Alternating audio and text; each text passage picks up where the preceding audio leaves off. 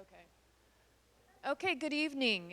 Looks like it's exactly 6 o'clock on the hour. My name is Nikki Stansfield. I'm the chair of the Natural Resource Preservation Advisory Board here in Highland Beach. I have my other board members with me. Maggie Chapelier. I should.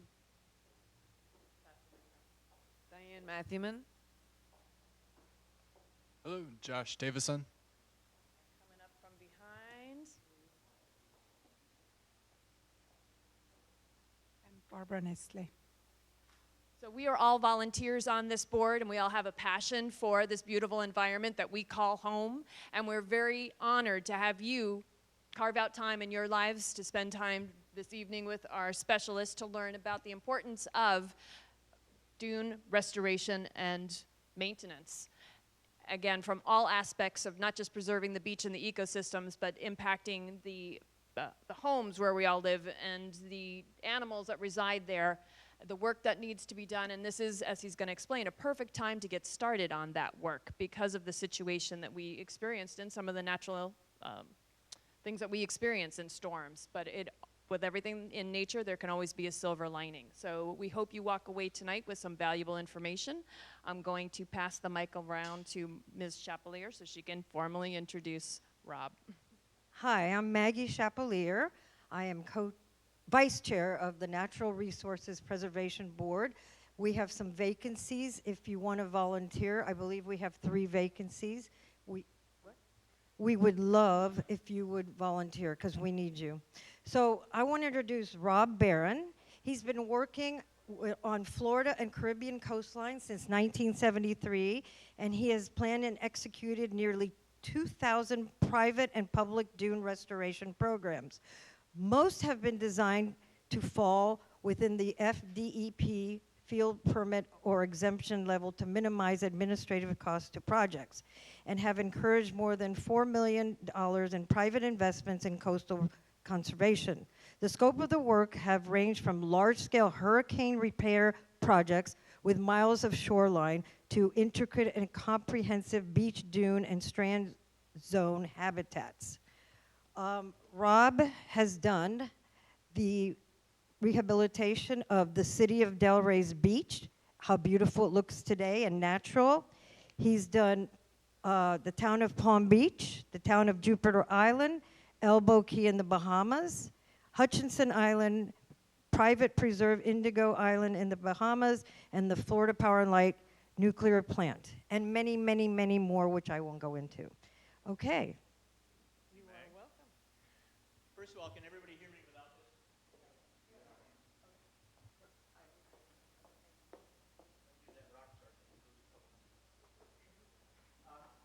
I'm going to be doing essentially 2 presentations. The first is 5 fundamental elements that go into every new project that we do. These are basically educational programs that I've written. The second one is a PowerPoint presentation that I deliver as a CEU class to landscape architects and architects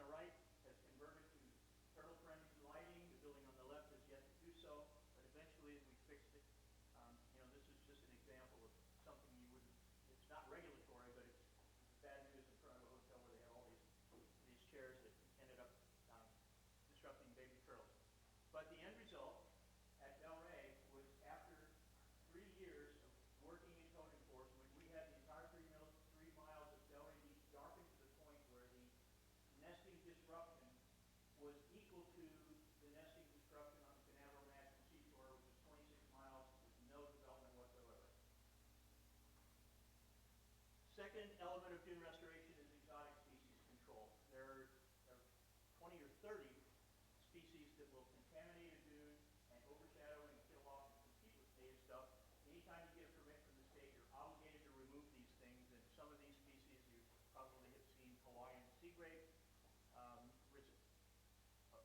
Brazilian pepper, ladder leaf, gray nickerbean. This is actually a native species, but it's with the climate change, as things get warmer, it's starting to produce much more seed and become much more problematic. Snake plant, mother-in-law's tongue. This is a new big problem. Coinvine's a native plant that 15, 20 years ago, you'd see one on the side of the washing machine maybe every quarter of a mile, and then after Jeannie and Francis, it started exploding in populations. It grows like this, like tentacles on an octopus, overshadows and kills things underneath it. This is only a 3-year-old colony up on Hutchinson Island. That once we took it out, it actually cost almost $4,000 to do the repair. I don't know how to make this. Well, I'm going to have to pass. There's a little video that goes along with this. That was 11 men that took a full work day to get rid of that colony on Delray Beach. And it's in places pretty clustered in Highland Beach. The third element, basic element, fore-dune husbandry. The fore-dune is the grassy zone where the sea oats and the fast-growing plants get established on the front of the dune, called the pioneer zone because they're the first plants that will get established. We do lots and lots of projects where the beach has been eroded, we replace the sand, and then we plant the sea oats. And the sea oats, this is a project we did a couple of weeks ago in Palm Beach. That's last year's job, and this neighbor saw the results. That picture in the background, they placed in the background, they collected in a single year $7,000 worth of wind transported sand. So the new neighbors are putting in it. The reason that you plant the sea oats is because they have a root system that resists very dense, goes down 5 or 6 feet, and resists wave scour when the waves are attacking, but also captures wind transported sand when the sand is available and blowing around. And this is one of the reasons why I'm here today, is because in all the years I've been working in Highland Beach, right now the beaches are wider generally and fatter than I recall going back 30 or 40 years. I could spend a half an hour on the reasons why of that, but it's not really important. So going on about Pioneer Zone restoration, this is a project in an area. This is a project I've done 5 times in Highland Beach since 1987. There's a set of bathymetric conditions which causes a wave scour and just even a moderate or normal northeaster. And these buildings were essentially put too close to the water 40 or 50 years ago when we didn't know what we know now. So what that means is every now and then, 5 or 6 years, you'll get a storm that eats away all the sand, and they bring back in the sand, and then we replant it. And sometimes the planting has to be done on ladders, but it still works. Same place after it is thrown back in. And over the years, this group of buildings has spent something like $70,000 to repair it and then wash away and repair it and wash away. But when you look at the actual money that they've invested, it's like putting a new roof on. I mean, it's just one of the costs of living along the shoreline. It's inevitable. As long as you continue with the mission, the end result is they're no worse off than they were 40 years ago for $70,000. Delray Beach, when I first started my business in 1987, the beach had been nourished and very, very wide. Sand was blowing up into the swimming pools, and so we were engaged by a number of people, individual private owners, to start planting sea oats on this open beach. And the end result is now those dunes are 150 feet wide. They will never have to nourish this again for engineering reasons. That sand that they keep throwing on Delray Beach, chunks of it, lots of it, gets washed into the water and washes down into Highland Beach. And if you live in the north end of Highland Beach, there's places where it's getting wide enough and aggravating enough that you hear people that have never seen a really bad erosion situation going, oh man, I have to walk all the way out to the beach for that stuff. I haven't packed a lunch to get to the beach. But you can see that particular project there has collected 5 vertical feet of sand. And in Delray Beach, we planted $20,000 worth of sea oats in 1984, and that's only 6 feet wide. That entire dune, now 160 feet wide, has captured almost 2 full projects worth of sand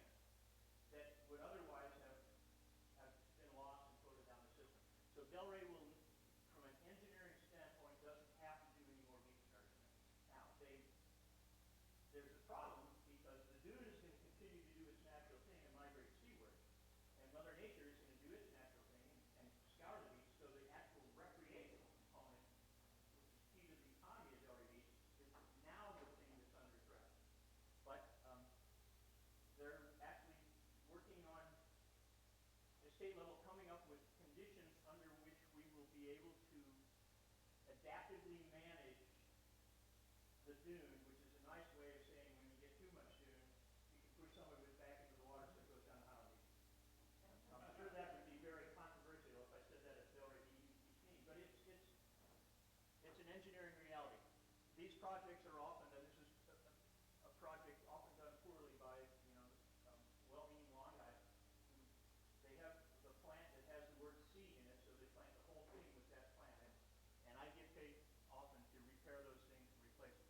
Fourth element, strand zone pruning. The strand zone is the back dune after the CO2 stabilizes dune, and then there's this whole suite of other plants that will get established in a stabilized dune. There are actually 196 native dune species that are known to inhabit coastal dune.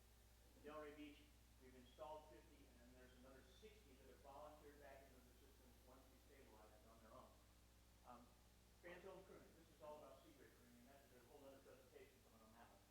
In 81, all the sea grapes that you see on Delray Beach in 81 were planted as tiny little clusters about the size of a Mini Cooper at the entranceways, just to keep the sand from blowing the zigzag, so the sand wouldn't blow up onto the street. That's the way it started. Within 25 years, they had grown up and spread to the point where the entire view of the street was blocked, and they were killing off all the pioneer zone vegetation. So we started doing these projects, which, well, this was actually done before Facebook. With Facebook, we do this stuff, and it's clearly proven to be the way to manage the system. But we'll get 200 or 300 people screaming about what bad people we are for cutting down the trees. But here's what, see the little red corners. That was the original footprint of the sea grape installation in Delray Beach in 1981. By the year 2000, they had expanded without management to the yellow footprint, and by the year 2015, which is the last time we did a major pruning project, they expanded 10 times their original footprint and basically taken over the whole thing. The plant grows in a very weird light-seeking way, and for years we had regulations. We can only prune below when the plant gets up to 3 feet. But then we showed the state, wait, there's places where it will go 30 feet laterally before it ever gets up to 3 feet. And so they have changed their rules, and now when we do one of these remedial projects, oftentimes we can take those 25 or 30 foot trees down to 12 inches the first year, let them grow back to 24 inches the next year, and then maintain them forever at hip height, which then allows all of the other plants in that system to compete and rebalance into what's a natural system. It can be very controversial, but it's bomb-proof science. One of the reasons Miami Beach did a $250,000 job on sea grape pruning, primarily to eliminate areas where homeless and vagrants would live in the dunes and then at night go out and steal from cars in the parking lot. So it's another benefit of keeping it low. This particular project on the Delray Highland line has been keeping sea grapes pruned at knee-high for 40 years with no negative consequences. Filth element, strand enhancement. This is where we're doing restorative landscaping to rebuild the system, create and turn it back into as close as possible to be a natural system. If there's a few places where you can still see it intact. This is one of them up in North County. This is what the wild dune would have looked like, or did look like if you were here 100 years ago. We try to replace it when we were rebuilding. This is Delray Beach. This is entirely artificial. We try to replace it when we're rebuilding to as close as possible to nature, using a whole suite of some really beautiful plants that have been all but wiped out. Bay cedar. This is north end of Delray Beach, which is 25 years old. It has essentially healed itself. The design, sometimes we can be, since it's all man-made, you get to make a lot of judgment decisions. Some people like a wild-looking system. That's completely man-made. Some people like it more formal. You were using the same chunk of species, the same suite from the palette.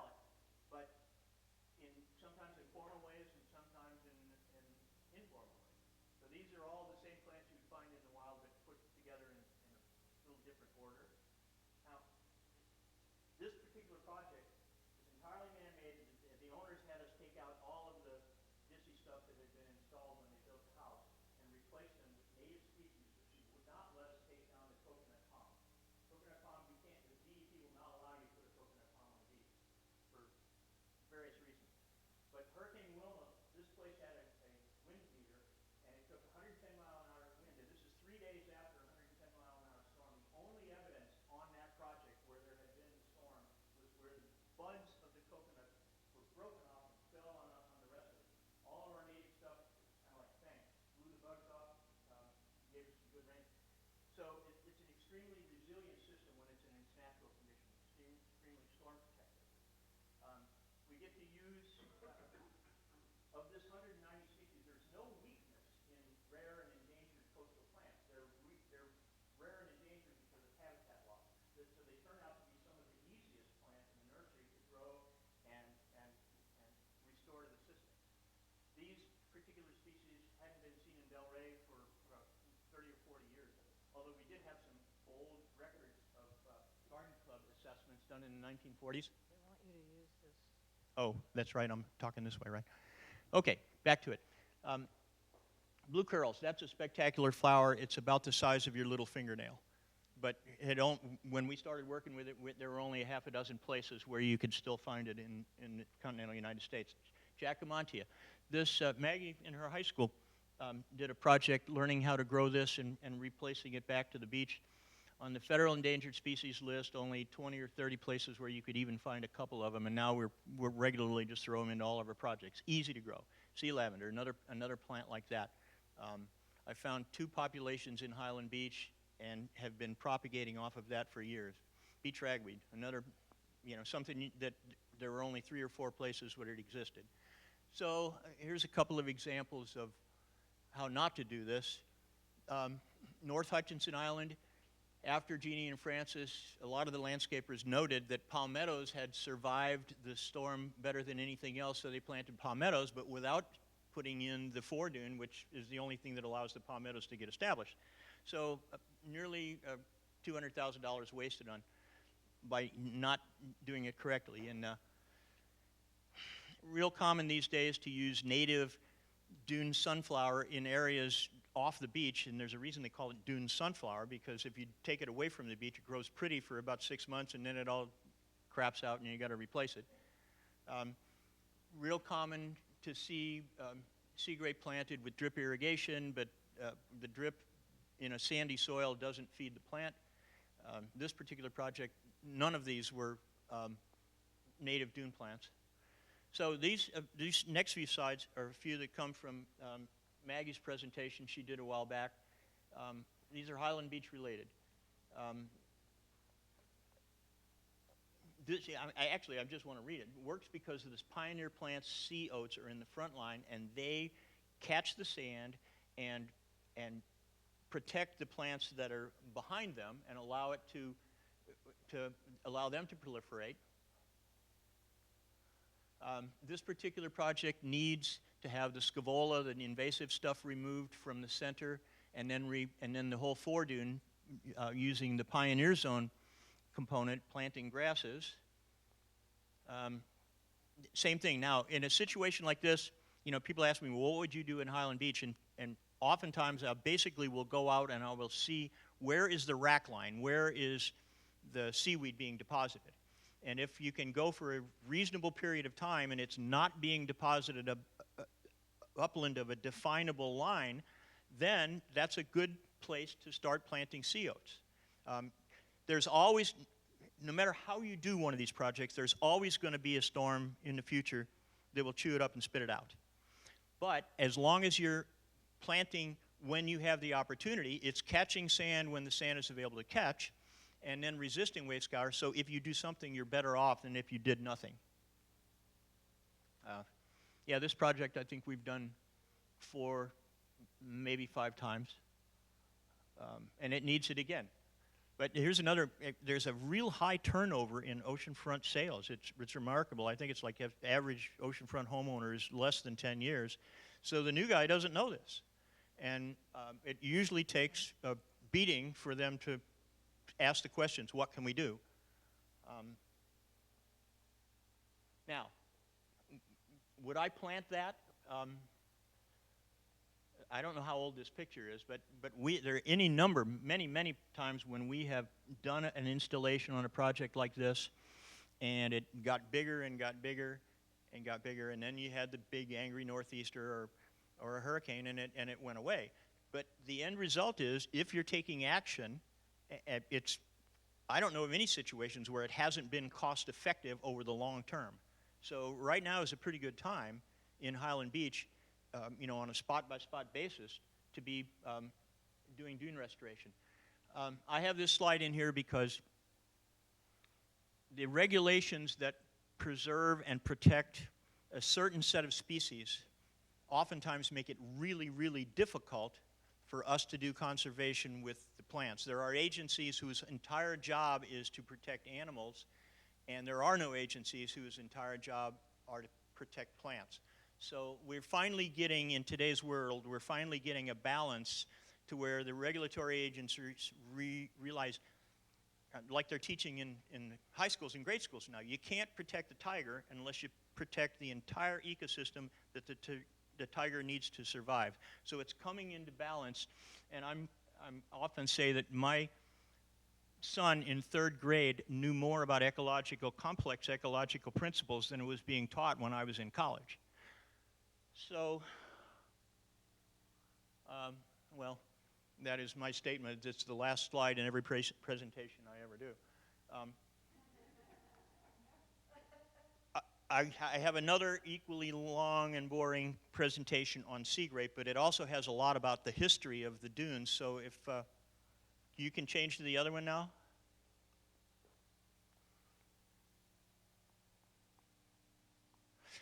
Over time, I have visited every historical society from Flagler Beach to Miami and dug into their files to see what this really looked like.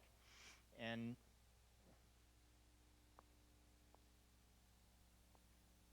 okay, I guess I'm not in control here yet. Oh, okay.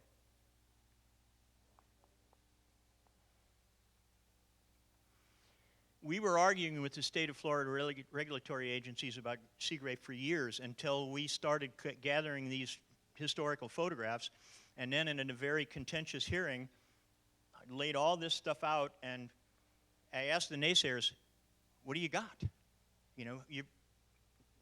What science do you have to contend with this? And there's none that's come forward. So, what you're seeing here is basically an outline of how we have evolved the management of coastal dunes to be systemic rather than just protect the one species. Sea grape, not a dominant plant in the wild. It's very fast growing and brittle. If you don't control it, it overshadows and kills. It can be heavily pruned without hurting it. And in the context of doing these sea grape pruning jobs, I've been in hearings where, why are you so passionate about pruning the sea grape? It's all about all these rich people who just want their views. And I don't argue that. Of course it is. Isn't it reasonable for people to be expected to expect to enjoy their property based on logic and science and good management practice? And oh, by the way, these are the folks that own the shoreline and have the resources to do the highest quality, the resources and the motivation to do the highest quality conservation work way above what you could choke out of government.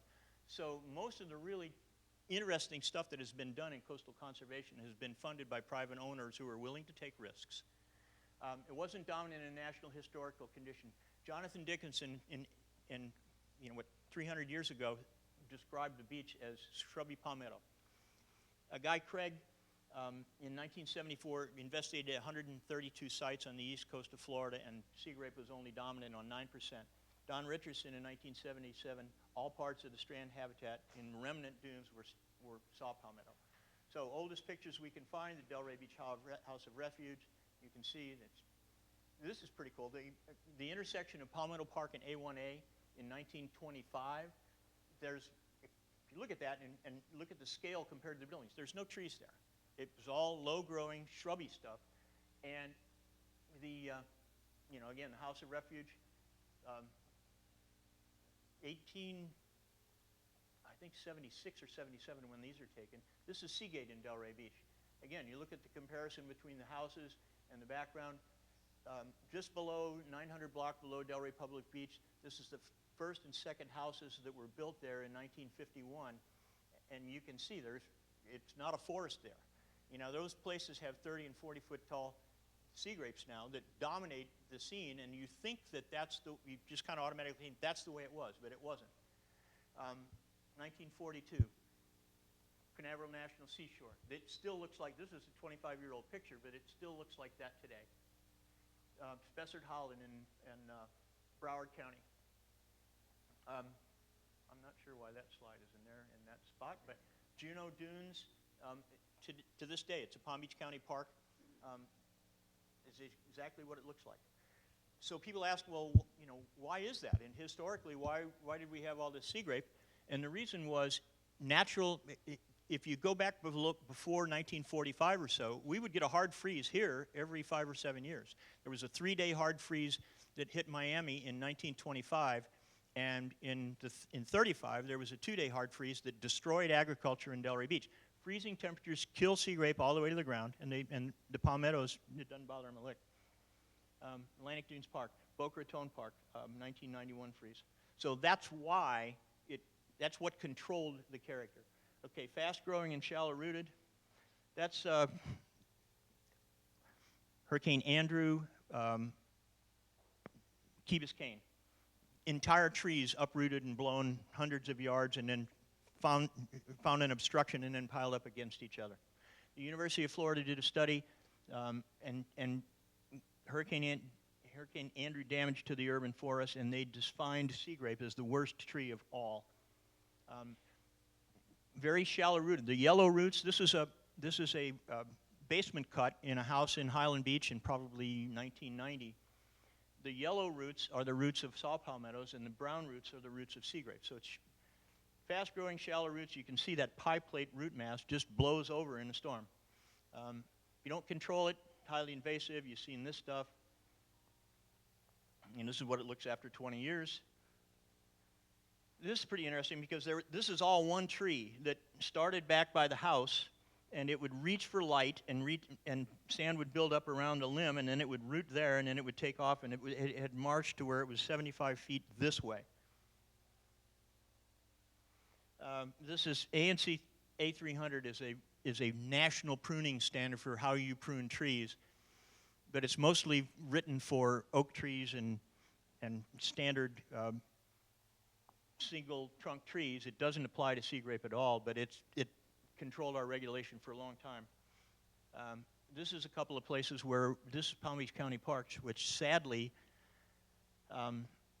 virtually all the county parks have been managed in a way that they won't prune sea grape, they won't prune Australian pines, and so in any county park you go to these days, all you're going to get is these tall trees, sea grapes, and Australian pines, and there's nothing else left living in them. And I'm trying to nurture the new people in the county to go back and fix these things. Those are palmettos that have been killed off by the shade. This is Atlantic Dunes Park. I managed that park in the 90s, and about 2/3 of the stuff that was wild and natural in that park in 1990 is gone, and it's mostly sea grape and Australian pines. This is, county park. So why is it so common? It's because the cheapest and fastest growing plant you can buy in a nursery that has the word sea in it. And so when you bulldoze a dune and build a new house on the ocean, the first thing that the landscape architect or the developer is going to put back in is a bunch of sea grape. That explains why there's so much of it. It can be pruned. You can do what's called coppicing. You can cut this stuff at 6 inches above the grade, and you can't kill it. It's going to come back. So when we do these projects, we used to be limited to pruning it at 42 inches by rule every year, and so every year you'd cut off all the new stuff that grew. The state has now come around to allowing us to prune it low, medium, and high so that you actually create a reasonably logical branching substructure. That was, according to the state, ruined, and it came back just fine. We have to wrestle with all these local regulations continuing, but this is another example of how this plant controls everything. All you really need to do for the lighting issue is keep it below or slightly above your light source. And okay, what's a reasonable alternative? You manage for the whole system. Restore it. This is a permit that was issued by the state in Delray Beach, one of the first, that shows how we're going to take these trees down. We're going to manage them again as shrubs forever, and it has been successful there. However, every time we do this, we get all kinds of screaming complaints. But the science holds up, and once we fight our way through the politics, the state, which opposed what we were doing, ended up actually giving the city of Delray Beach $250,000, what the year before they were denying a permit to do. So we're learning. We're learning how to manage these systems, manage them effectively. Delray Beach is, a proud example of it can be done, but that it's in political turmoil now. The International Standards for Practice of Ecological Restoration. This is a book that's written by the International Society for Ecological Restoration on how to restore all ecosystems, not just beaches or dunes. But they used that Delray project as the only example in the book of what they call a 5-star restoration, which is started from nothing, it's entirely man-made, and has achieved full ecological function. So, point is, we know how to do this stuff. How do you get permits for it? I'm going to just blast through this. I've pulled over 1,500 permits, and I seek a permit. It's called a field permit. It's issued by the DEP local agent. They can come out, you give them a simple drawing, tell them what you're going to do, and if it's within their criteria, she issues a permit. There's no fee. You get the job done. You have to do all of those things, the lighting and all those components, but it's a low administrative fee, and so most of your money goes into actually something that's going to go into the ground instead of a bunch of expensive paper. This is just an example. Okay, the nighttime lighting surveys, depending on the situation, you may have to do this in order to get a field permit. This is a drawing that was done by a homeowner. And if you know what you're doing, you can apply for these things for yourself, and they're going to issue the permit because the state wants to encourage private investment in conservation. 800 miles of shoreline in Florida, 90-some-odd% of it in private hands, so they want you to spend money doing this stuff. What does it cost? Delray was spending $40,000 a year to do 7,000 feet. This condo has been doing this since for 42 years, maintaining it just like that, no negative consequence. Some examples. How do you do it? Different ways. What if you don't do it? All it takes is 2 seasons after you've started a project. All it takes is 2 seasons, and it grows back to the point where it costs you the same as if it was 40 feet tall. If you stay on top of it, it's relatively inexpensive. This is Delray Beach. They had a political brouhaha over whether we should prune the trees.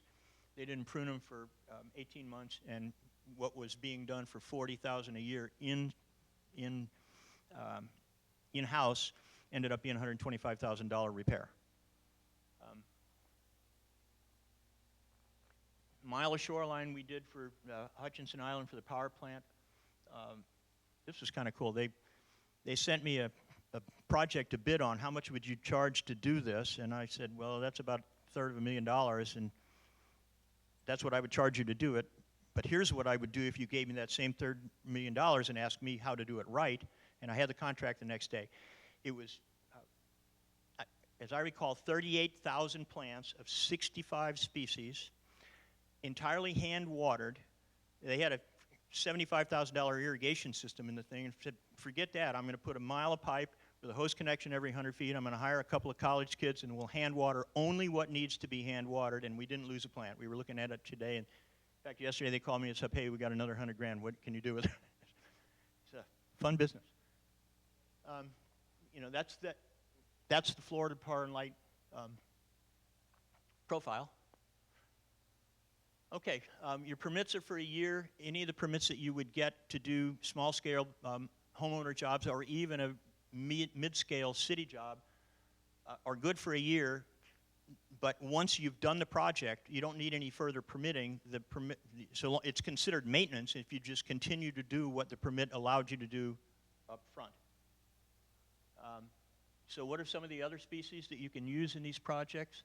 Blackbead, almost wiped out completely. We can grow it.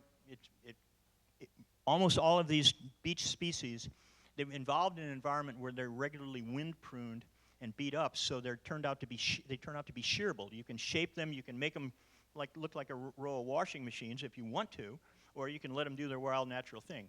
But usually small leaf shape, which makes them pretty when they're sheared. You've seen that one. Palmetto's dominant. Golden creeper, again, we can keep that plant knee-high in a nicely manicured form, or let it grow wild and crazy. Coastal cocoa plum, white indigo berry, another in a small leaf, heavily shearable. Well adapted to getting beat up on the shoreline. And this is an example of what they look like if you keep them ordered and manicured. So you can go, whatever direction you want. When we started work on this project, the actual vegetation line was up by that little pool cottage. So all of that is man-made. FAN is Florida Association of Native Nurseries. Our FAN growers, it's now up to about 70 species. So, if you want to do one of these jobs, you're not limited to sea grape or cocoa plum or a half a dozen that most landscape architects would use. You got a broad palette that you can use and get to be creative. Okay, these two presentations are in reverse. A deeper look would have been the presentation you saw earlier. So that's my slideshow. Questions?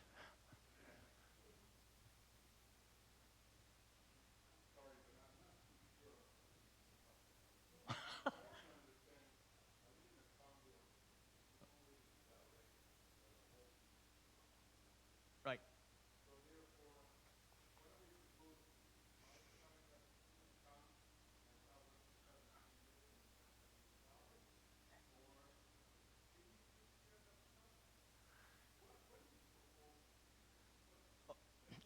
That's the perfect question.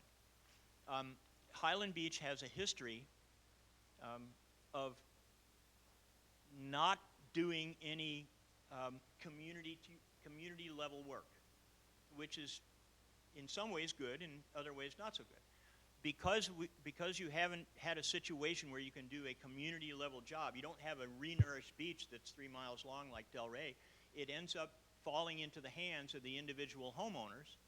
And so what that means is, we'll get hired by a guy that's got an erosion problem, and we take a look and we say, okay, in this situation, the best thing to do is to start by putting in a bunch of grass and let it get established, and then come back in a year or two, and if it's established and stabilized, then we'll start doing some of these other things.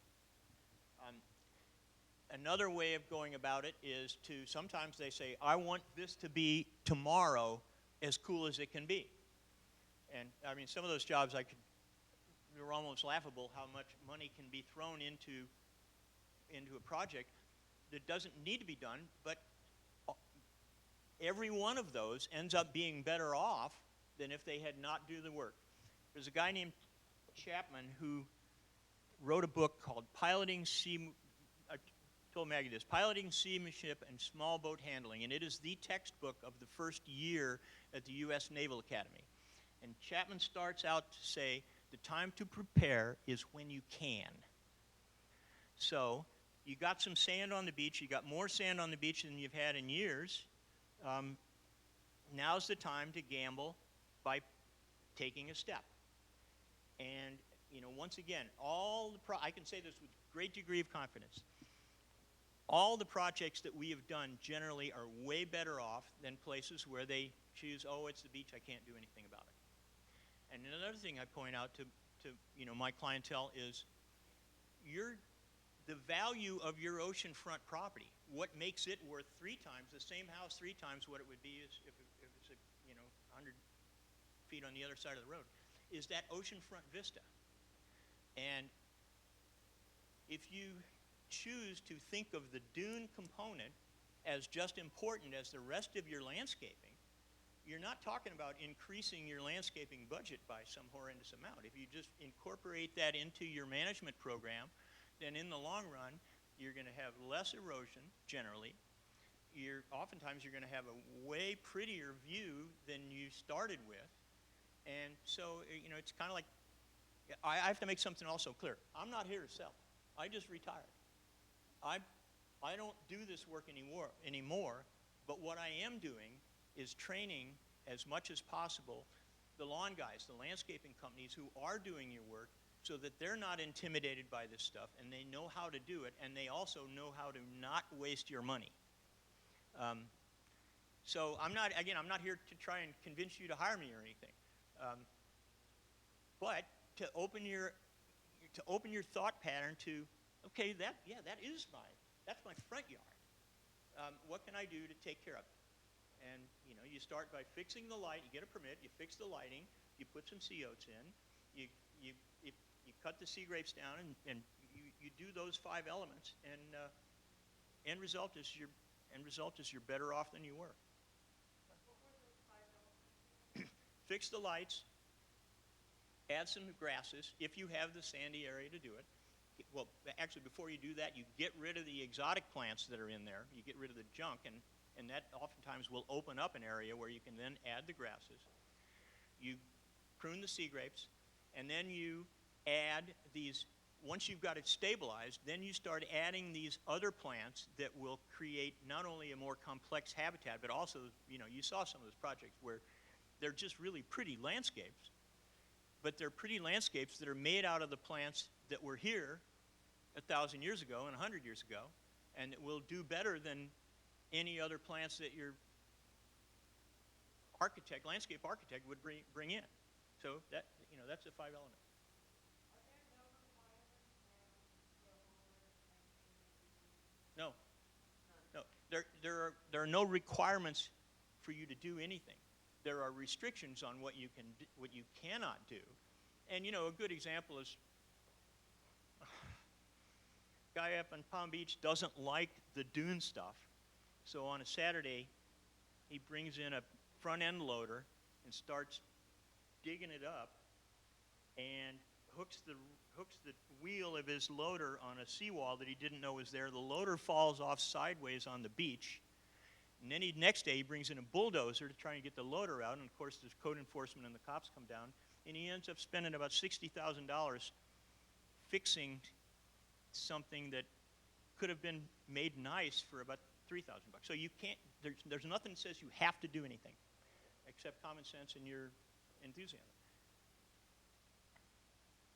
Anybody? You talk about what happens if you in your backyard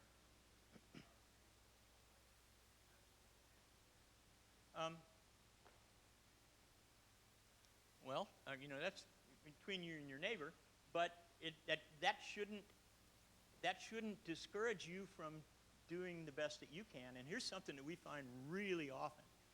You do this. Nobody in the neighborhood is doing this, and you do it, and the neighbor sees how cool that is, and pretty soon we get a call from this guy and that guy. And a good example of that is when I started my business, there's 24 individual homes between the Delray Public Beach and Linton Avenue. And I sent out some postcards when I decided to start this business to all 24 of those. By the end of the next week, I had 7 contracts and 11 meetings. And by the end of a year, I had 23 out of 24 people who had decided to get with the program. And then you saw the extensive nature of those dunes. So it's common sense stuff. It's good property management. And we often see that, one guy will do this and the next, and pretty soon everybody's doing it.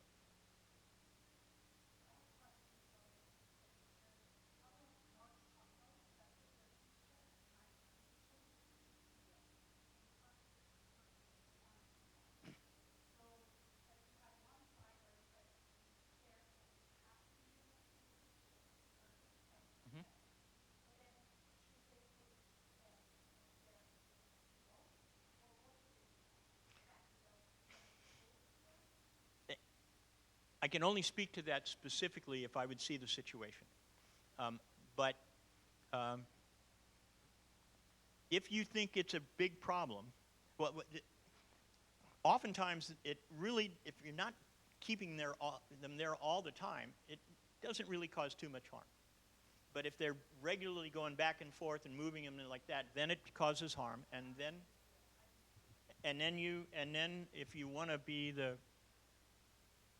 that person, you can call the state of Florida, and the state of Florida will come down and say, hey, you can't do this. You have to figure out a better way to do it. And that's not uncommon. And you should not feel the least bit guilty about doing that, because it's real clear. This kind of speaks to your question.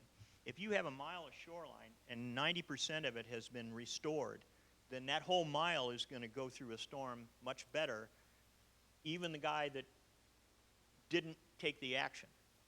It's kind of like, you know what I mean by the bump on the log is going to get worn off. Well, if the whole log is that may not work very well, but you know what I'm saying. If you believe it's a problem, the first people that you contact are the fish and wildlife people, the people who do your turtle monitoring, and ask them what they think, and you know, take the steps necessary to get it fixed.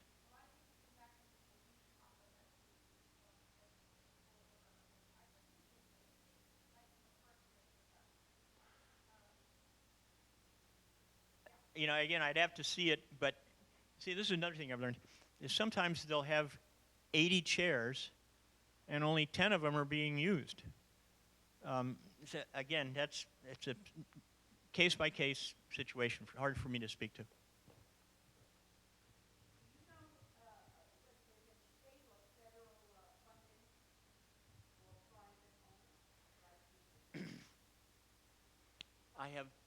I've seen occasionally the state, depends upon the governor.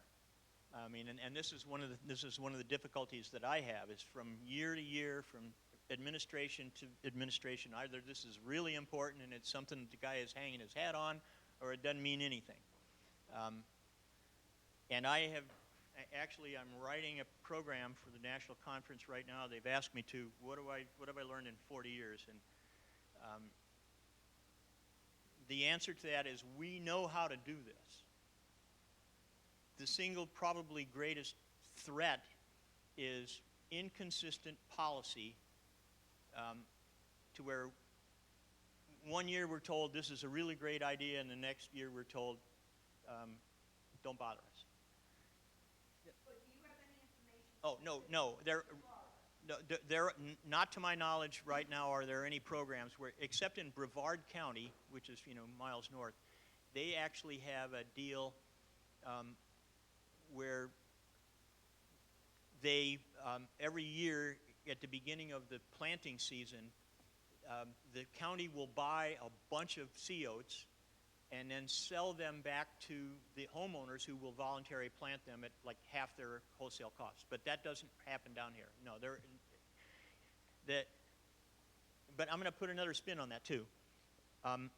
We know that a federally funded beach project, Delray Beach, okay, it's 50% funded by the federal government, it's 25% funded by the state government, it's 20% funded by the county government, and it's only 5% funded by the city of Delray Beach. 95% of the money that does that project is coming from someplace else. If one of my owners asked me, if we had to pay for that, if it was all 100% Delray, what would it cost? And the answer was only about 60% of what it costs to have it all paid for by everybody else, because you have such an administrative overhead load that goes into getting all the permits to get everybody else to pay for it. So when we looked at the actual cost of doing the same beach project on Delray Beach, entirely privately funded, now this is 30-year-old information, but entirely privately funded, it turned out that it would add less than 15% to their ad valorem, your individual ad valorem taxes, okay? So you're in Delray Beach and you got no beach and your pool's falling in the water and your property value is tanking, and you had to add 15% and pay for it yourself to do the same job that the government is doing. In a heartbeat you would do it. You know, it is eminently affordable to pay for this stuff for yourself, but it's also really easy, as long as there's somebody else out there that might pay for it, it's really easy to kind of like say, okay, well, we're not going to bother with it. And this is why, well, this is partly why better than 90% of the work that I do is with enthusiastic private homeowners who are eager to do the best job possible rather than get by the cheapest way they can.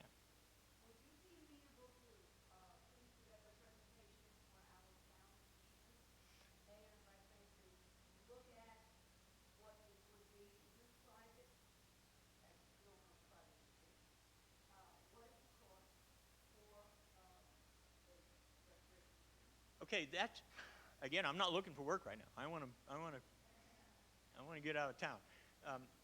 But that would, yeah, I could participate in that process, and Maggie's already, a couple of steps ahead of you on that. But the problem with it, here's the problem with it. Here's the problem with Highland Beach, is you look at what's happening at the north end for the mile that's just south of Delray Beach. They don't need any more dune. Okay, then there's places where it's all seawall and all tall. You have several completely different and sometimes conflicting areas, so there's no one thing you could put together. And so so that makes coming up with an overall plan more difficult and more costly. However, not obstructively more difficult and costly. It just, at some point, people running the show need to say, this is important enough. Let's do, I've suggested this 10 years ago. I was at the meeting. They, what do we do? And I said, well, first off, you pay for a preliminary review. You get somebody like me or other companies who are doing this to say, here's what it costs to give you enough information that then you will be able to move forward and know how much it's going to cost overall. That's the first step, some kind of a preliminary evaluation. And then, y'all don't have an angry reef out there that needs protection. There's places in, South Palm Beach can't do a beach nourishment because there's this reef right offshore that's protected. Well, you don't have that. If Highland Beach decided, hey, forget federal funding, forget state funding, let's find out how much it would cost to piggyback a dredge in our beach that's already doing one up the shoreline. If you got the right people to tell you, here are your options, that's the first step. But okay, I think I've answered that.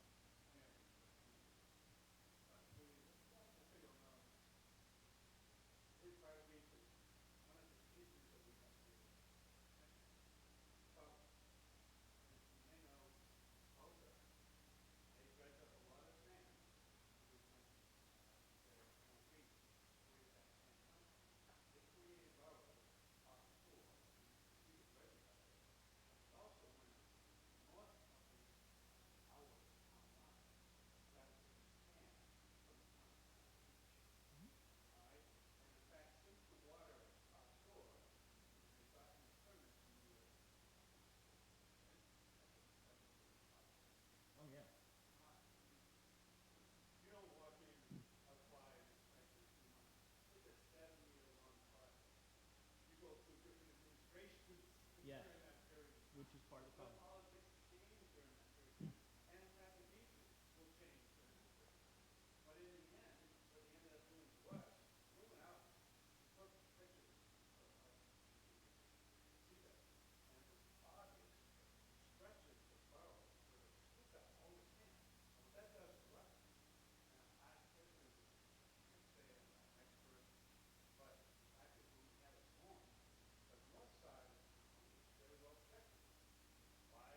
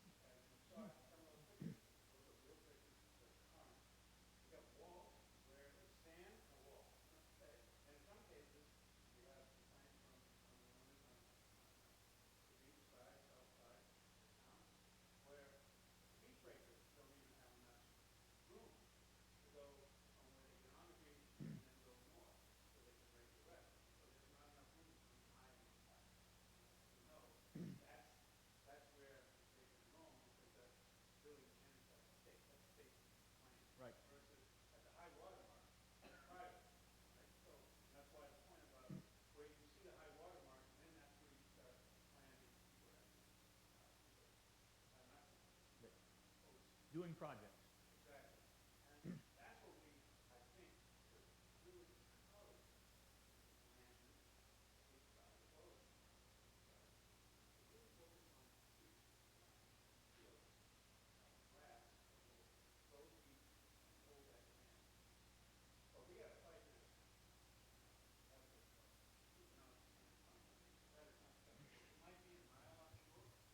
But it has an impact. But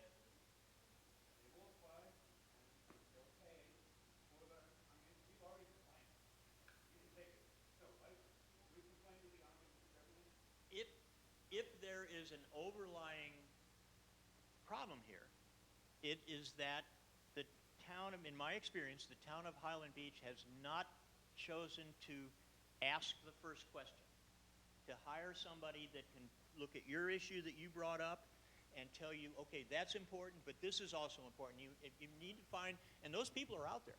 You know, it's just going to cost you, some money to have some professional take a look at the whole picture and tell you, here's all of the stuff that's in this issue, and then suggest to you, and here's more or less what it would cost to address this component of the problem. I don't think you're benefiting so enormously at the north end of the town from Delray Beach, so you're never going to have to pump these sand back up. No, but also because those dunes are doing so well, they're catching a lot of that sand before it would otherwise float down the shoreline. So from my opinion, the only way you're ever going to fix the seawall areas is by going out there and getting some of that sand yourself. And it's because you have the public access issue. See, Delray can get half federal funding, they can get 25% state funding, 20%. They can get all that outside money because there's a full-on public access every quarter of a mile. You don't have that. However, I'm going to point out to you that neither does Jupiter Island. And Jupiter Island chooses to just pay for it themselves, and they got nice wide beaches, and it is affordable. And, Jupiter Island's a different situation because you don't have a lot of high rises. You have big single-family homes who can afford to pay their chunk, $7,000 or $10,000 a year, every year to have that beach. But also, when you have a high rise, you got that same distance as shoreline, but the cost is divided up between 100 people.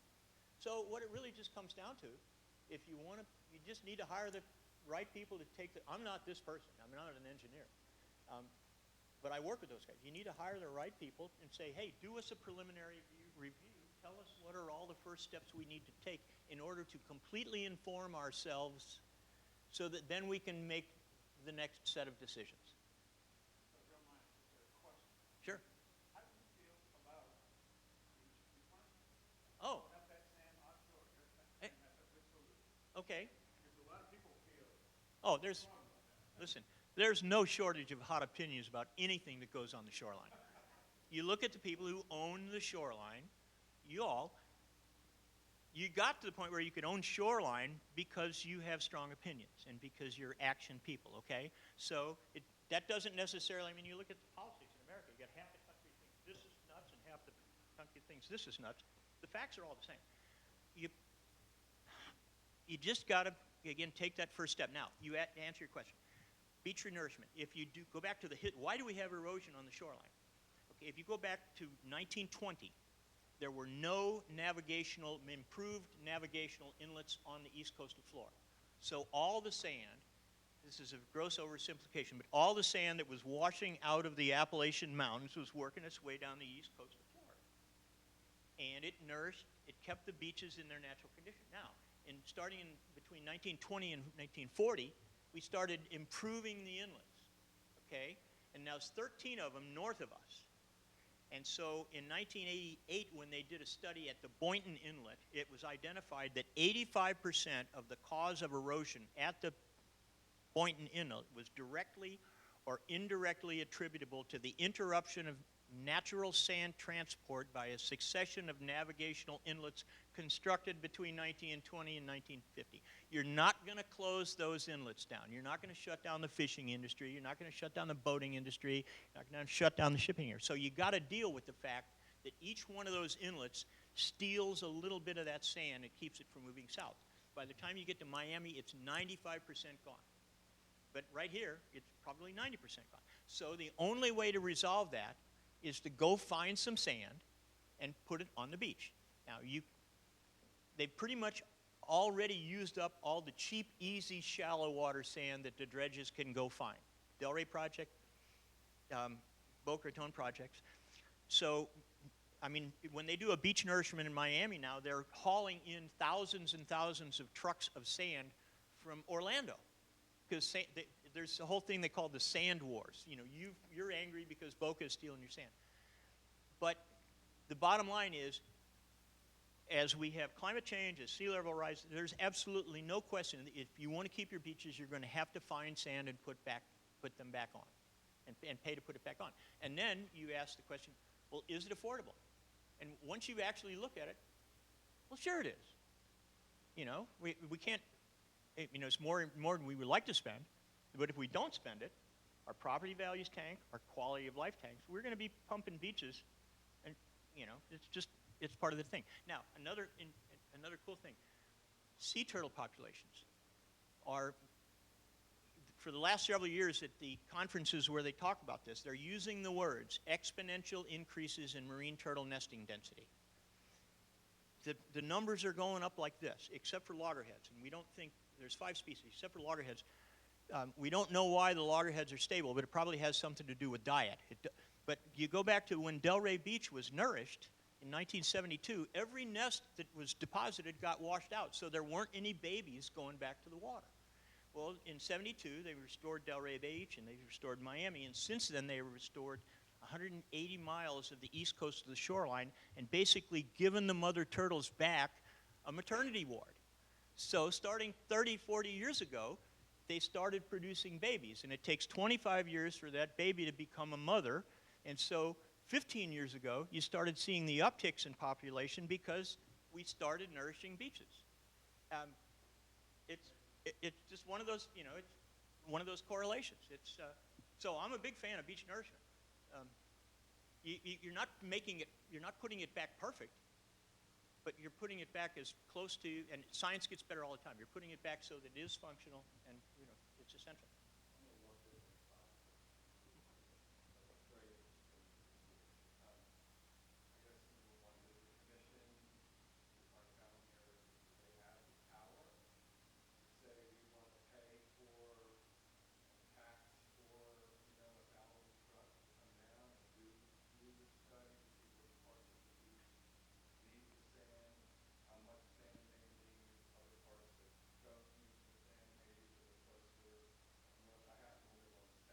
Mm-hmm.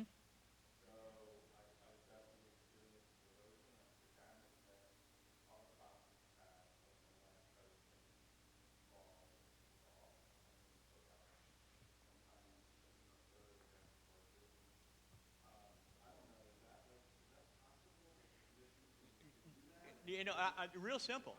They got the power to do whatever you tell them to do. Isn't that right? Well, no, they can't. No, they can't just go out and do this. But no, if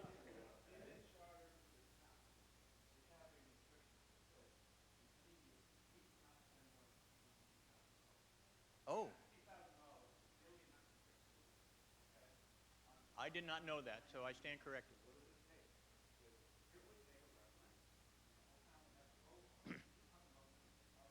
Oh, yeah.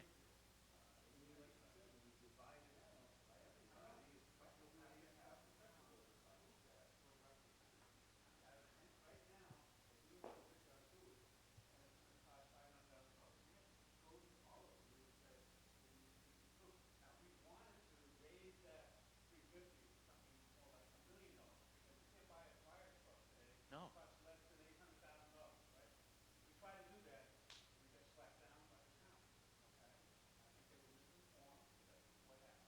It's politics. It's politics.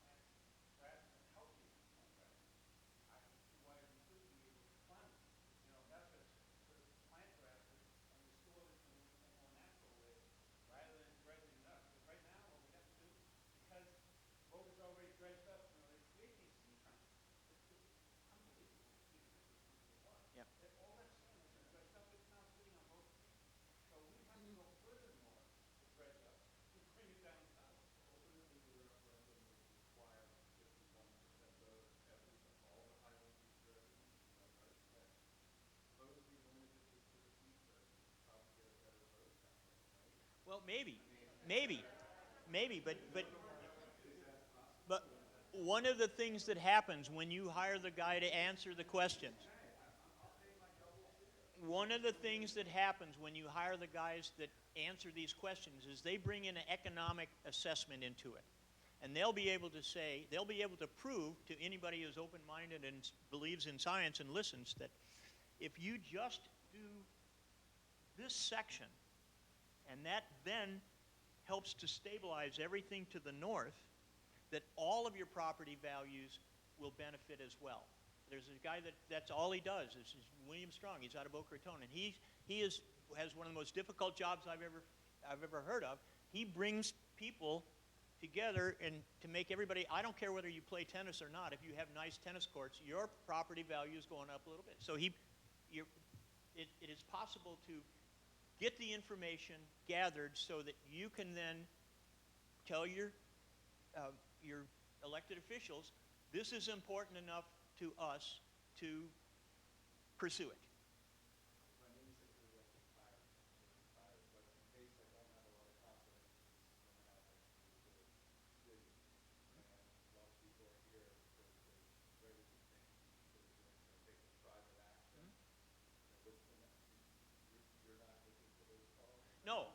No, but once again, I'm still doing consulting work. I'm just not with my old crippled knees and everything else going out and digging holes and putting plants in the ground. But I am very enthusiastically, like I said, training the local lawn guys. I mean, I got accounts from Jacksonville to Galveston. I can't go out and do all this, but we did a project pretty close to right across the street from here this last week, where private owner, we brought the sea grapes down, added some CO to the front, and while I'm there and I'm thinking, this beach is wider than I've ever seen it, this guy and that guy and that guy would plant. You might get a northeaster or a hurricane that's going to trash it, but on the other hand, you might get it to grow, and then basically it's the same thing. You put a little bit of money into it, but yeah.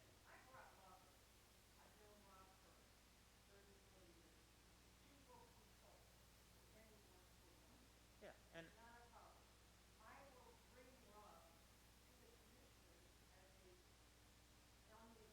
as a firebrand.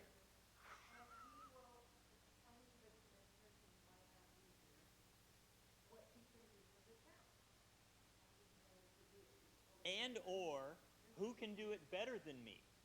Who can answer the questions that I don't know? I direct you to, okay, I can help you with this, but you need this group. And okay, next. Here's my situation. Condo building on the ocean. A pool, a wall, sea grapes, maybe 60, 70 feet of sea grapes. In front of the wall on seaward side? Yep. Okay. Bring down 6 feet every year. Okay. Probably add a little bit of seagrass and close out the pool. Do it, no problem. Again, I'd have to look at it. How many oceanfront parcels are there? Like 300 different properties? I'm just guessing in Highland Beach. Yeah. I don't think it's that many. Well, It's still, even if it's again, I can't answer your question now without looking at your property.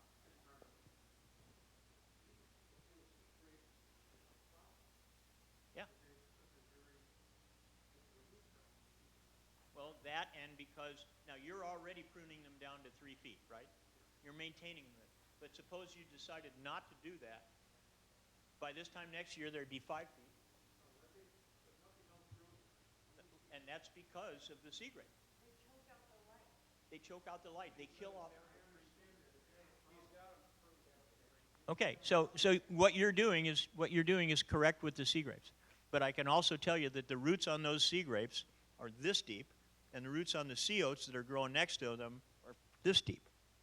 So, again, I'd have to look at it. A more important question, is it a problem that it makes sense to take any action on?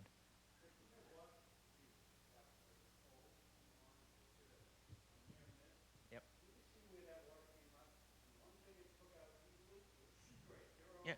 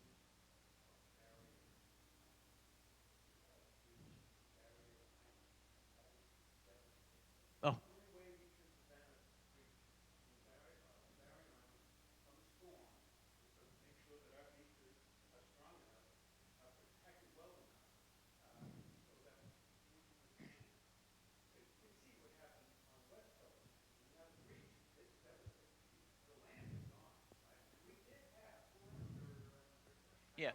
Now, I'm going to tell you. When the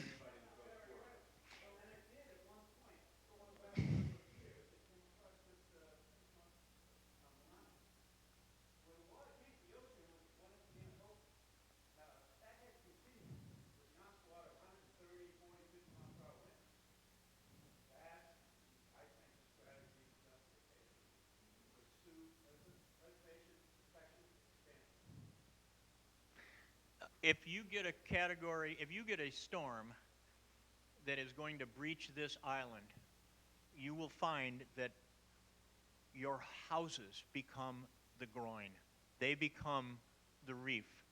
And I've seen Elbow Key, it's 6 miles in Bahamas, 6 mile long island, and the storm came through, and there was 1,000 feet of it that was in the bay. Just, oh yeah, listen, this is probably not real wood, but Palm Beach County hasn't been touched in 60 or 70 years. This is another interesting thing. Oh, okay, yeah, go ahead.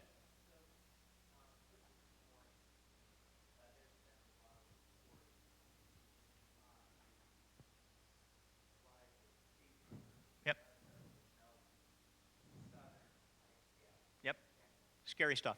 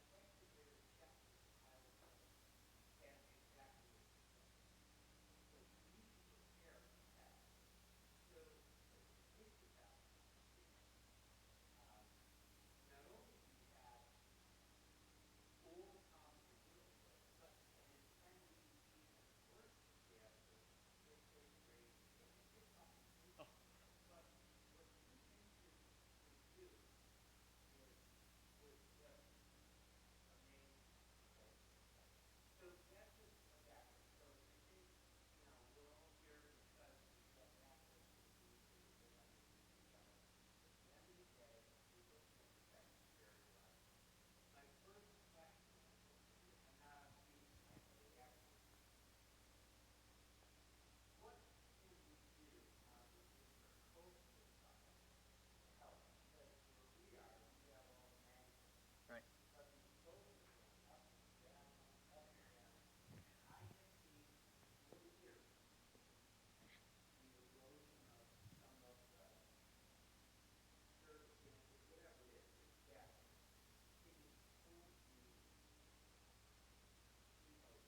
No, no. You know, what you can do, and it's an industry that I'm not involved in, and it's more or less in its infancy, but you can plant mangroves. Again, if you got a seawall there, again, I can't speak to the individual situation, but they call them, there's this enormous focus on what they call living shorelines.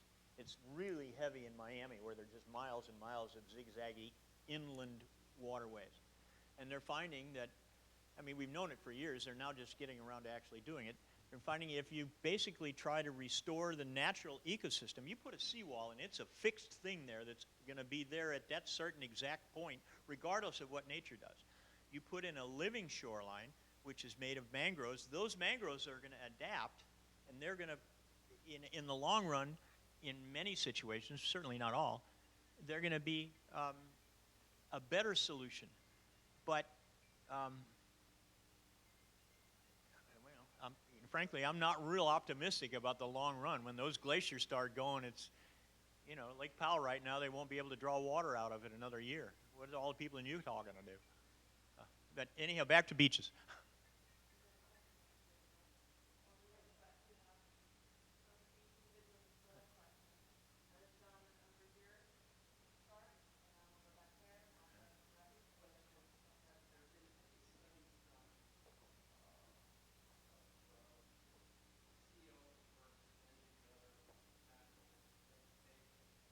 Tons of them.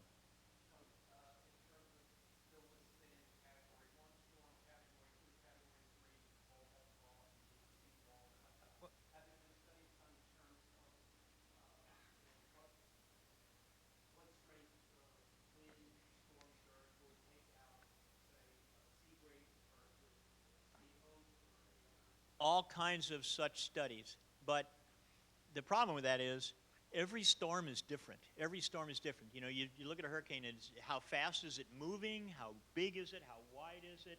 How strong is it? And so it's virtually impossible. Like with concrete, you can do a study and say, okay, you mix it this way and it's always going to be this way.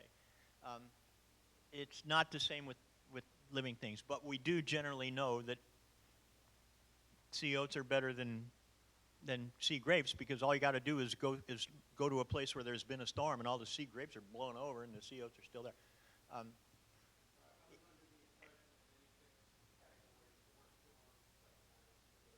No, well, you know, that's not exactly true, because when Andrew came ashore in Miami as a Category 5 storm, a really tight, compact, really fast-moving storm, the beaches of Key Biscayne were not damaged at all, because when that storm went over those beaches, there was 15 feet of water in storm surge.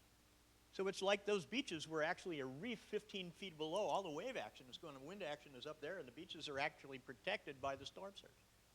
Now, the 100, 200 yards inland, where the wind and all that water it basically knocked down every tree on the entire island of Key Biscayne. But you know, it's a living ecosystem. Again, we're back to Chapman. You know, if you do something, you're better off than if you do nothing.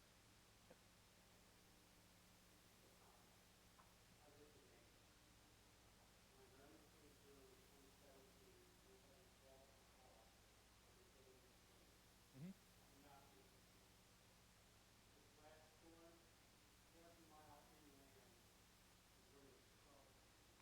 Right. No. Everything. Yeah, and remember that's, you know, in a certain way, Fort Myers and what just happened over there is an entirely different thing, because there's the near-shore bathymetry, the way the ocean is for miles offshore. It's shallow and shallow, shallow. So when you have this storm surge, it's washing. All it has to be is 5 feet, and it goes in 3 miles. Here, you go offshore a quarter of a mile, and it's 60 feet deep. So the water behaves enormously different. And also, there's all kinds of tributaries, and it's a whole different thing. But again, every storm is different. Yep. Mhm. Oh no, I have friends who have, you know, in Fort Myers who were out of their house. They just moved in last week. You know.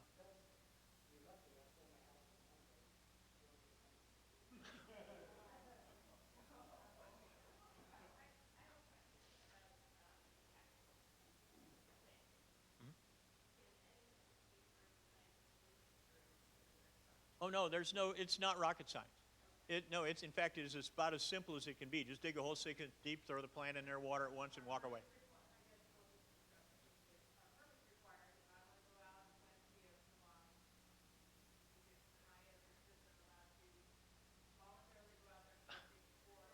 Yeah, again, there's only one simple answer to that. There's only one simple answer to that, is it doesn't hurt to ask.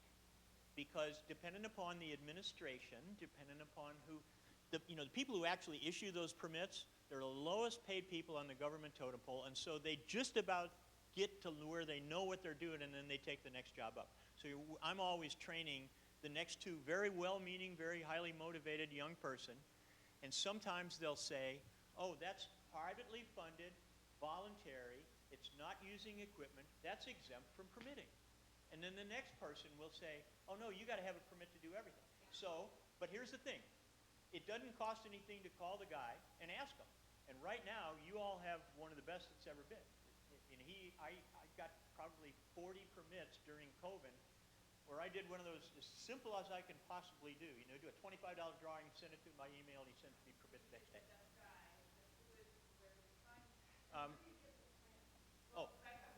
Okay.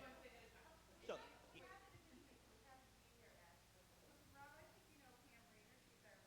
sure.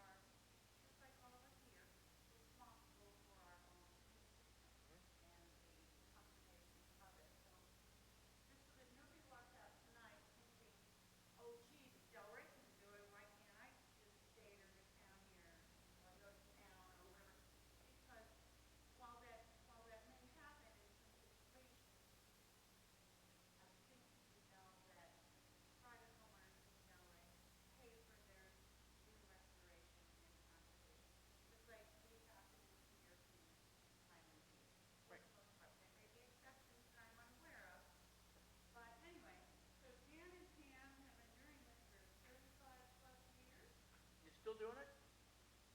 I thought she'd retired and moved to Bahamas or something. He just passed away. Sorry to hear that. She was a fun competitor. She was a fireball competitor. And So And- we still do the work. okay, so you got a local guy to. Ready to make amends. The answer to answer your question, you can pull these permits yourself. You know, I'll give you the number. She'll have the number. She can channel it to you. You can do it yourself. You can plant them yourself. I mean, I have plenty. I'm working a condo up in Canaveral right now where they have like a 20-person committee. Their dune is 250 feet wide with a lot of invasive, and they have dune parties where they go out and dig up exotics and drink martinis but they're doing it themselves. And so any of you can do this. You can have your lawn guy. You can have your kids do it.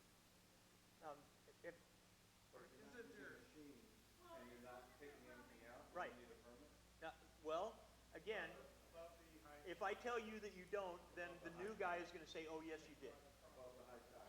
No machine, just a shovel, And you know, you're not taking anything out? what we use when we're doing any kind of a more than a couple of hundred plant job is everybody's got a little battery powered drill, right? You get what they call a bulb planter from Lowe's, and it's a screw about this long, goes that big, and you just wet it, and you zing in, you throw the plant in. You can get, the plants cost 65 or 75 cents, depending upon how many you get. They're shipped in, you order them on Friday, they package them on Monday, you got them in a box from UPS on Wednesday, and they're in the ground Wednesday afternoon. You can, I'm going to put it, Nicole and I are going to put it in the natural resources manager's minutes for next week, right? And on our website, so all this information. Okay, we'll get your contact information as well. Yes, please. Great. That would be great. Yeah. I have 5,000 COs in my backyard right now. Please include where we can get the COs. oh yeah, I mean, Thorough. The other thing is when somebody was mentioning about the boat place and the destruction on the ICW, Commissioner Schumacher and I worked on that for 3 years. We have the FWC's attention on that. We're still pursuing it. Right now, we got a marine boat. That was a big deal, what, a year and a half ago? It took 2 deaths, I don't know how many accidents, and during COVID, I did so many Zoom meetings with the Florida Fish and Wildlife. We've had their attention. We've got Peggy up in the legislative. We've got all these other, Caruso, everything's listening to us now. So it's squeaky wheel stuff. It really is. it is. You know, the people who not regulate that, but the people who enforce those rules. The rules are there. People who enforce them are going to focus their effort in the places where people are making them enforce them, because they don't have enough resources to do everything that they're supposed to do.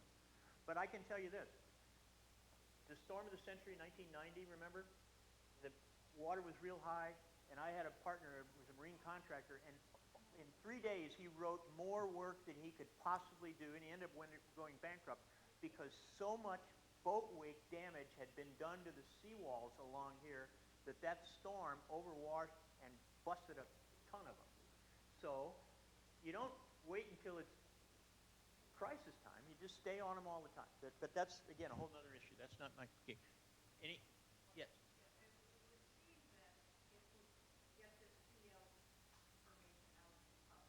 Yep.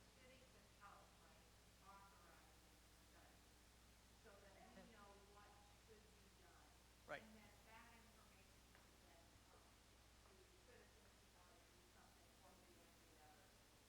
Yeah.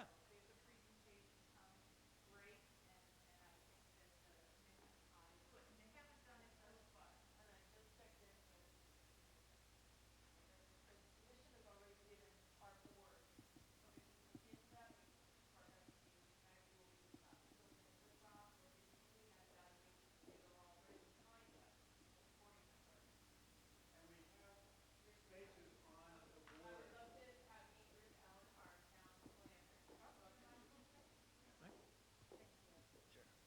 Just real quick, with regards to the study, just want to inform you, by the way, I'm Ingrid Allen, the town planner. I just want to inform those of you that are not, or maybe don't recall, there was a 2013 beach study that was done here in the town. I believe it was a coastal engineering firm. The town commission had given direction to the town manager to do an update to that study. And actually, just last week, as I reached out to that coastal engineering firm, they did change names, they were bought out and what have you.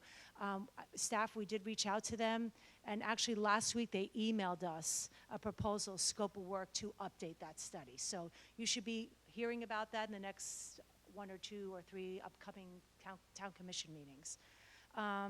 Also, I'm actually working on an article for the upcoming Manager's Minute. Interesting that it came up here. With regards to taking dune plants in and out on your property, the Florida Department of Environmental Protection, they have staff that can work with you on any proposed dune management or dune restoration project that you're having. I was going to include in that article the phone number and the email address. So I'm glad that it was brought up today. So yeah, they're happy to help you on any project and determine whether you need a permit. I think that's very important, and I appreciate you mentioning it's always good to ask, because I, as a town planner, have a lot of people calling me, do I need a permit to do this or that? And I always say, please reach out to the Florida Department of Environmental Protection. We have a field permit guy. Is it David Kickenbausch? That's correct. Kickbush, great guy. I've had condo property owners reach back out to me and say, David was great, he was quick to give us a permit, and it all worked out well. So I just want to mention that as well. Yes. Just because you brought up the point on the intercoastal side, could you just give a summary of what we're doing with seawalls? Well, right now the code requires that if you are going to install a new seawall, the code requirement that it has to be at base flood elevation or higher. So on the west side of A1A, the current base flood elevation is 6 feet NAVD. It is pending 7. So the way, again, our code reads, it has to be at base flood elevation or higher. So that's what we have in our code right now. And we're proposing some amendment concepts to possibly, add some additional regulations. We had some accessory marine facility public input meetings back in December. That's another thing you'll see coming before the town commission, maybe not right away.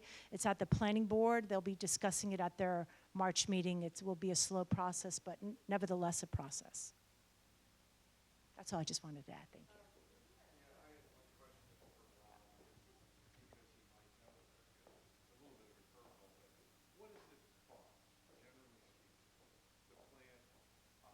seed?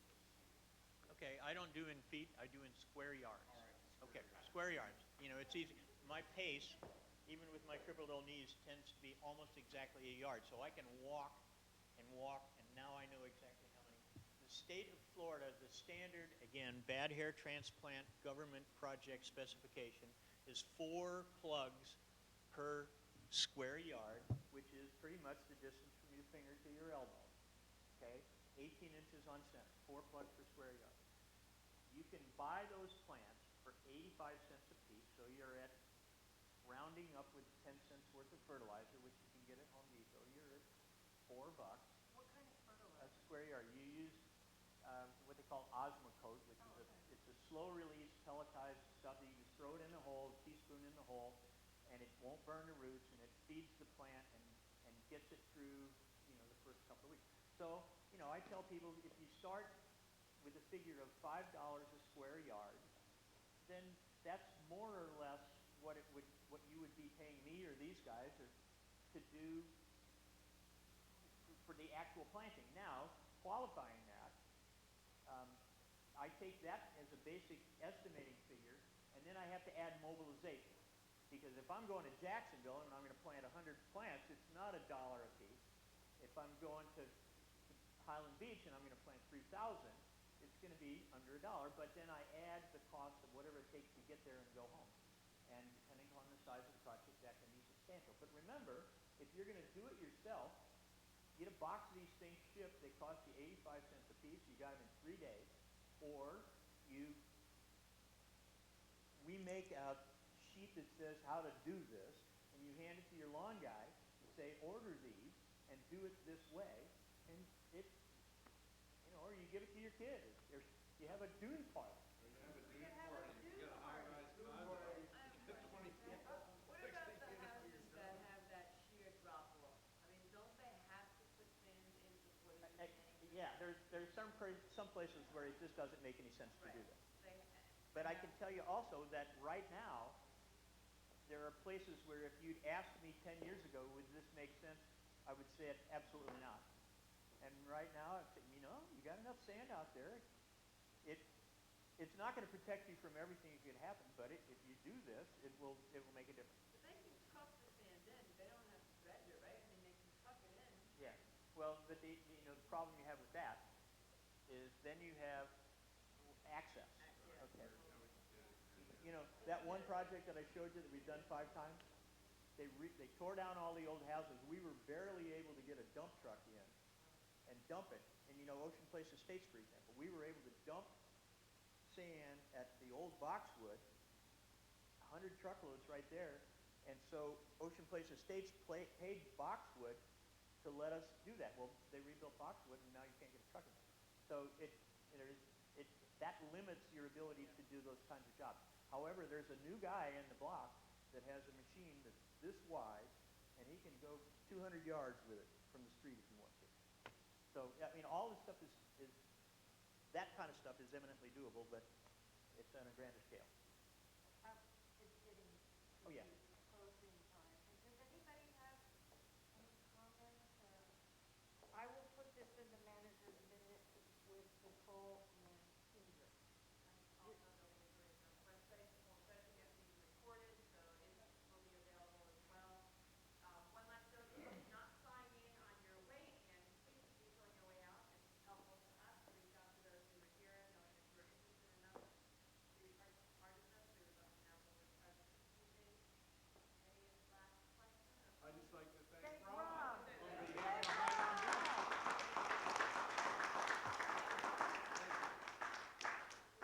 This has been a fun business. Yeah. I mean, if I told you some of the jobs I've, all over the Caribbean working on projects that I get to do this. They pay me to do this. Day at the beach. Day at the beach. If you want to All right. come aboard, see these ladies. Yes. That's right. Natural Thank you. Resources Board. Thank you for the opportunity. Go plant some green stuff. Yeah. That was wonderful. Thank you, Rob. That was neat. Thank you, Roberto. Oh, you poor guy on your knees. You did it. I have a Fabulous.